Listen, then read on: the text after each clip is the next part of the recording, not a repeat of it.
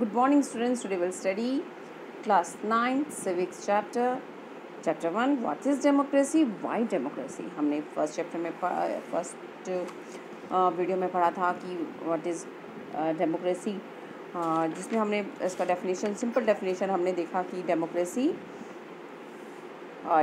Is a form of a government in which the rulers are elected by the people इनको इलेक्ट करते हैं। इनके कुछ कॉमन फीचर्स हमने डेमोक्रेटिक और नॉन डेमोक्रेटिक में डिफरेंस देखा कि किस तरीके से गवर्नमेंट होती है, और हम फीचर्स देख रहे थे डेमोक्रेसी के, जिसमें फर्स्ट फीचर्स था in a democracy the final decisions making power must rest with those elected by the people. जो लोग इलेक्ट होते हैं लोगों के द्वारा, उनके पास पावर, जो फाइनल पावर होना चाहिए वो होना चाहिए। इसमें हमने जनरल परवेज़ मुशर्रफ की कहानी देखी थी, है ना। और इसके बाद हमने देखा था सेकंड फीचर्स था free and fair electoral competition, कि जो भी इलेक्शंस होते हैं वो फ्री एंड फेयर होने चाहिए। इसमें हमने चाइना की कहानी देखी और मैक्सिको की कहानी देखी, किस तरीके से वहाँ पे चाइना में कम्युनिस्ट पार्टी का ही, चाइनीज़ कम्युनिस्ट पार्टी का ही रूल रहता था, वही चलाते थे। और मैक्सिको में देखना PRI पार्टी जो थी, इंस्टीट्यूशनल रेवोल्यूशनरी पार्टी, उन्हीं का ही दबदबा रहता था, वही जीतती थी हर बार, तो इसलिए ये डेमोक्रेटिक नहीं था। ये सब हमने देखा था। उसके बाद हमने देखा कि सेकंड फीचर से ही था free and fair electoral competitions होने चाहिए।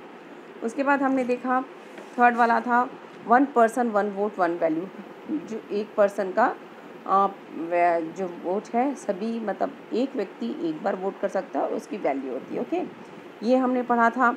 और इसमें हमने आपने देखा, मैंने सऊदी अरेबिया, एस्टोनिया और फिजी के बारे में बताया कि वहाँ पर किस तरीके से अलग अलग लोगों को, जैसे हमने बताया कि सऊदी अरेबिया में वुमेंस को वोट देने का अधिकार नहीं था। एस्टोनिया में जो रशियन माइनॉरिटीज़ थे उनको राइट टू वोट बहुत मुश्किल से मिलता था।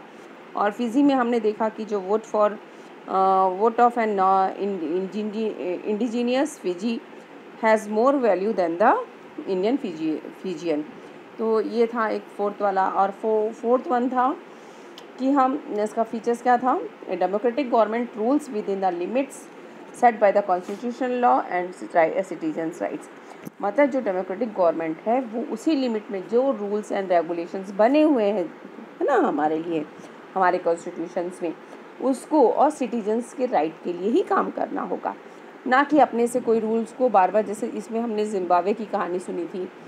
जिम्बाब्वे जो इंडिपेंडेंस हुआ था 1980 में, उसके बाद उनका जो रूल था जॉन PF पार्टी का ही चलता था, जिसके लीडर थे रॉबर्ट मॉगबे, और जो हमेशा जीतने के लिए क्या करते थे, कुछ हमेशा वही जीते, इसलिए वो अनफेयर प्रैक्टिस करते थे इलेक्शंस में। उन्होंने अपने हिसाब से ही अमेंडेड कॉन्स्टिट्यूशन में अमेंडेड कर दिया। इस तरीके से हमने इनकी कहानी पढ़ी थी। अब हम देखते हैं फोर्थ एंड फाइनल फीचर्स था, ये हमने पढ़ लिया था। अब हम देखें, इसका समरी भी हमने देख ली थी। आज हम देखेंगे Y democracy, arguments in support of democracy. इसके सपोर्ट में बोल रहे हैं, ठीक है। Democratic government is better government because it is a more accountable form of government. कहते हैं जो डेमोक्रेटिक गवर्नमेंट है वो बहुत ही अकाउंटेबल है, वो अच्छी है। कैसे अच्छी है भाई? क्योंकि इसमें देखिए, जैसे कि जब चाइना में फेमिनाइन हो रहा था 1958 to 61, उसमें बहुत सारे लोग मरे, है ना। Nearly 3 crore people died in this famine. During those days India's economic condition was not much better than Chinese. India की जो इकोनॉमिक कंडीशन थी वो चाइना से बहुत अच्छी नहीं थी, लेकिन India did not have the feminine of this kind China had. लेकिन इंडिया में उस तरीके का फेमिनाइन नहीं हुआ। क्यों? Economics think that this was the result of the different government policies. क्यों ऐसा हुआ कि वहाँ पे लोग, इतने लाखों लोग मरे, इंडिया में नहीं, लेकिन क्या हुआ, हमारी जो पॉलिसीज़ है वो बहुत ही डिफरेंट थी दोनों कंट्रीज़ की। The existence of the democracy in India made the Indian government respond of food security in the way that the Chinese government did not, है ना। मतलब जिस तरीके से हमारी इंडिया काम कर पाती वैसे वहाँ के लोग नहीं कर पाते, क्योंकि हमारे यहाँ क्या है, डेमोक्रेटिक फॉर्म ऑफ गवर्नमेंट है। This example brings out the reason why democracy is इसलिए बोला जाता है कि जो भी है अपोजिशन, देखो यदि हमारी जो पार्टी है डेमोक्रेटिक पार्टी में, यदि जो रूलिंग पार्टी है यदि कुछ गलत डिसीजन लेती है या उनसे कुछ गलती होती है तो अपोजिशन वाले क्या उसको अपोज करते हैं।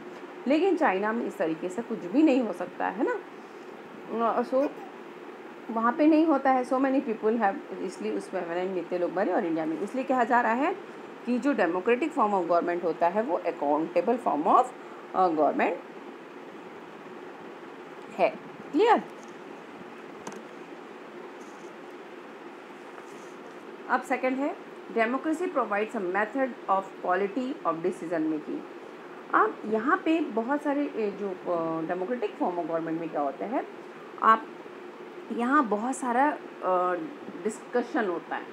क्या होता है यहाँ पे डिस्कशन होते हैं, कंसल्ट किया जाता है एक दूसरे से। कुछ भी आपको डिसीज़न लेना है, कुछ लॉज बनाने, रूल्स बनाने हैं, तो ऐसे डायरेक्टली कोई नहीं उसको बना देता। उसके लिए क्या करना पड़ता है, पहले उसमें बहुत सारे कंसल्ट करते हैं, एक दूसरे के साथ डिस्कशंस होते हैं, उसके बाद कुछ भी चीज़ों को अमल किया जाता है और इसीलिए एक क्वालिटी डिसीज़न ले पाते हैं डेमोक्रेटिक कंट्री में।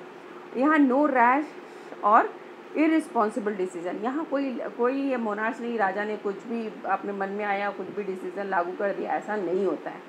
एक डिक्टेटर कोई भी आके अपना रूल्स में कुछ भी बोल देगा उसको लागू कर दो, ऐसा नहीं है। यहाँ हर चीज़ जो डिसीज़न है क्वालिटी डिसीजंस क्यों होते हैं, क्योंकि यहाँ पे कंसल्ट किया जाता है, डिस्कस किया जाता है हर मैटर को पहले। ओके। थर्ड है democracy provides a method to deal with the difference and conflicts. ये जो इसमें हमारे यहाँ देखो बहुत सारी डाइवर्सिटीज़ हैं, डाइवर्सिटी है हमारे देश में, रिलीजन के बेस में, कास्ट में, कस्टम में, हर जगह बोल चाल रहन सहन सब में डिफरेंस है हम लोगों में। लेकिन इस डाइवर्सिटी को बनाए रखने के लिए है ना, हमारे यहाँ डेमोक्रेसी में क्या है उसको अच्छे से डील किया जाता है ताकि कोई कॉन्फ्लिक्ट ना हो, है ना। फोर्थ पॉइंट है democracy enhance the dignity of the citizens. जो enhance the dignity of the citizens means हम बोल सकते हैं कि जो पॉलिटिकल डेमोक्रेसी में क्या होता है, जो डिग्निटी है सिटीजन्स की, जो राइट्स हैं उसको कभी भी हर्ट नहीं करते हैं। Clear. Democracy is better than other form of government because allows to correct its own mistakes. यहाँ पर ये भी है कि जो डेमोक्रेसी क्या करता है, डेमोक्रेटिक फॉर्म ऑफ गवर्नमेंट क्या है, यदि आपसे कुछ मिस्टेक हो गई है, as we saw there is a no guarantee that the mistakes cannot be made in democracy. No one in the government has a guarantee that the advantage of the democracy is such a mistake cannot be hidden for a long. There is a space for the public decision. कोई भी गलती यदि government से हो जाती है तो वो उसको हाइड करके नहीं रख सकते हैं ज़्यादा समय तक, वो पब्लिकली आ ही जाता है। और and there is a room for correction, और उसको हमको सुधारा ही जा सकता है वहाँ पे। Either the rules have to change their decision, rulers have to change their decision, और the rulers can be changed. यदि जो पार्टी गलत डिसीज़न ले रही है या तो हम उस पार्टी को ही हटा देंगे या फिर वो पार्टी अपना डिसीज़न को चेंज करेगी। मतलब यहाँ पे हम उसको जो गलतियाँ हुई हैं हम उसको यहाँ पे सुधार सकते हैं डेमोक्रेसी में। ठीक है। Democracy is considered to be the best form of government.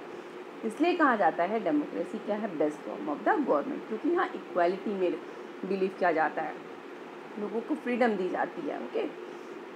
Argument against democracy. आप डेमोक्रेसी के अगेंस्ट में आप इसके क्वेश्चंस देखो, डिमेरिट्स ऑफ डेमोक्रेसी पूछ सकते हैं, merits of democracy, advantage of democracy, disadvantage of democracy, ऐसे आपसे डायरेक्ट क्वेश्चंस भी पूछे जा सकते हैं। Clear. Leaders keep changing in democracy, this leads to the instability. अब देखिए यहाँ कह रहे हैं कि जो लीडर्स है वो हमेशा एक पार्टी का रूल चल रहा है, फिर हो सकता है अगली बार दूसरी पार्टी का रूल आ जाए, तो यहाँ क्या होता है लीडर बदलते जाते हैं, इसकी वजह से कहता है कि इंस्टेबिलिटी हो जाती है। सॉरी, इसकी वजह से क्या होता है, इंस्टेबिलिटी हो जाती है, इनका कहना है ना।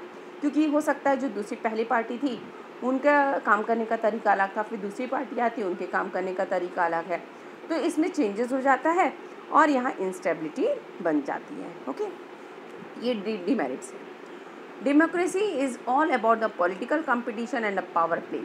There is no scope for morality. ये जो डेमोक्रेसी है ये सिर्फ पॉलिटिकल कंपटीशन है। एक दो तीन पार्टियां रहती हैं, वो जीतना चाहती हैं, चुनाव जीतना चाहती हैं और अपना रूलिंग पार्टी बनना चाहती हैं वो लोग। तो इसके लिए क्या करते हैं, पावर प्ले में आना चाहते हैं, तो इसके लिए वो लोग क्या करते हैं, कुछ भी रास्ता अपनाते हैं ताकि वो पार्टी जो इलेक्शन है उसको जीत सकें। तो वो कोई भी रास्ता अपनाते हैं। इससे क्या होता है कि यहाँ पे क्या हो जाता है, नैतिकता की कोई बात नहीं होती, मोरालिटी की कोई बात नहीं है, मोरल वैल्यूज़ की कोई बात नहीं रह जाती है यहाँ पर। ठीक है। So many peoples have to be consulted in a democracy that it leads to delays। यहाँ पे देखो, यहाँ पर वही बात हुई, हमने अभी उसका मेरिट्स पढ़ा कि यहाँ पे कंसल्ट किया जाता है, डिस्कशन होता है, तब जाके कुछ रूल्स एंड रेगुलेशंस बनते हैं, है ना, किसी चीज़ पे फैसला लिया जाता है। अब उसका डीमेरिट भी यहाँ बता रहा है कि क्योंकि बहुत सारा consulted in a democracy consult होता है, डिस्कशन होता है किसी मैटर पे, इसके लिए क्या हो जाता है, it leads to a delay. इसलिए चीज़ों को जो डिस्कशन है, जो आपको जो डिसीज़न लेना है उसमें क्या हो जाता है, डिले हो जाता है। ये कह रहा है डीमेरिट्स में। Okay, elected leaders do not know the best interest of the people, it leads to the bad decision. अब ये देखिए ये क्या कह रहा है, जो हो सकता है कुछ ऐसे इलेक्टेड पीपल्स आ जाएं, इलेक्टेड लीडर्स आ जाएं कि जिनको पीपल के इंटरेस्ट के बारे में पता ही नहीं है ना। कुछ ऐसे लोग होते हैं जो पढ़े लिखे भी नहीं रहते हैं, वो भी चुनाव जीत जाते हैं, वो भी लीडर्स बन जाते हैं, तो वो लोगों के बेनिफिट के लिए काम नहीं कर पाते हैं। इसलिए पहले कैसे होता था पहले कि जो लोग एशियन टाइम्स में क्या था लिमिटेड फ्रेंचाइज हुआ करता था कि जो लोग पढ़े लिखे व्यक्ति थे उन्हीं को वोट का अधिकार था। ये गलत था, लेकिन ऐसा सही भी है। देखो कि पढ़े लिखे व्यक्ति लोग अच्छे समझदार लोगों को ही चुनेंगे, लेकिन आज ऐसा नहीं है।